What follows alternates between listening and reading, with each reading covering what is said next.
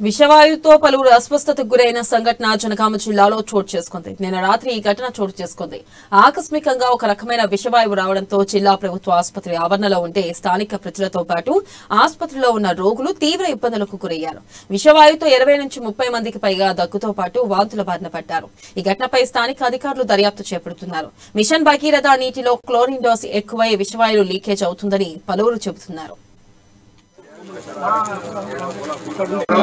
ఒక 15 నిమిషాల క్రిందట ఎక్కువ మొదలు నలుగురు వచ్చిండ్రు. మా గాలి ఊరికే దగ్గు వస్తున్నది, మాకు గాలి ఆడతలేదని వచ్చిండ్రు. ఇప్పుడు ఇంకా ఒక 10-12 మంది వరకు వచ్చి జాయిన్ అయ్యిండ్రు. ప్రతి ఒక్కరు కూడా ఎవరికి ఏమి కూడా ప్రాణాపాయం ఏమీ లేదు. ఇది క్లోరిన్ గ్యాస్ వాటర్ ట్యాంక్ దగ్గర ట్యాంక్ లో కలపడానికి తీసుకొచ్చిన సిలిండర్ అది లీక్ అయిపోవడం వల్ల ఈ యొక్క క్లోరిన్ గ్యాస్ అనేది వ్యాపించి ఆ క్షణంలో అక్కడ ఉన్న మంది పీల్చుకున్న వాళ్ళకి మాత్రమే కొంచెం అస్వస్థత గురైంది. మొత్తం కూడా ఒక 10-15 నిమిషాలు ఏం జరుగుతుందో అర్థం కాదు. హాస్పిటల్ కూడా పట్టించుకోలేదు.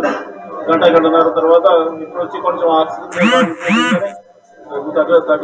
ఎవరికైనా ఏమైనా సింటమ్స్ వస్తే ఇమీడియట్ గా మీరు మనకి చెప్తే you'll get the ambulance also as well as any from all such people vehicles and you get into I seek all the cooperation for the media people in this crucial time.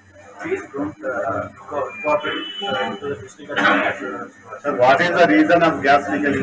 అంటే ఎంతో ఏం మాట్లాడుతుందంటే flooring gas leakage. ప్రాంతం చుట్టుపక్కల ఉన్నటువంటి ప్రాంతం విషవాయువుతోటి pollute అయ్యి ఈ ప్రాంత ప్రజలందరూ బ్రీతింగ్ ప్రాబ్లం తోటి సుమారు 250 మంది ఇక్కడ హాస్పిటల్ అడ్మిట్ అయినరు. కానీ ఏ అధికారి కూడా నిమ్మకు నీరెత్తినట్టున్నారు. నేను కలెక్టర్ తోటి స్వయంగా మాట్లాడాను. ఆయన ఈ హెడ్ క్వార్టర్స్ వదిలిపెట్టిపోయి ఇక్కడికి రాకుండా మా అధికారులు వస్తున్నారని చెప్పి నిమ్మకి నీరెత్తినట్టు మాట్లాడు. ఒక 10-15 నిమిషాల క్రిందట ఎక్కువ మొదలు నలుగురు వచ్చిండ్రు. మా గాలి ఊరికే దగ్గు వస్తున్నది, మాకు గాలి ఆడతలేదని వచ్చిండ్రు. ఇప్పుడు ఇంకా ఒక 10-12 మంది వరకు వచ్చి జాయిన్ అయ్యిండ్రు. ప్రతి ఒక్కరు